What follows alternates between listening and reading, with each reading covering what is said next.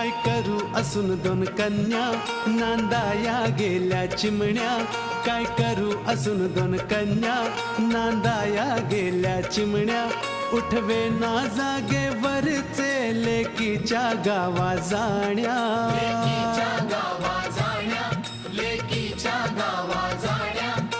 जागेवरती मरून पडावे हो, जागेवरती मरून पडावे एकच इच्छा उरली. पंख फुटल्यावर सारी पाखर भुरकन उडून गेली रे गेली.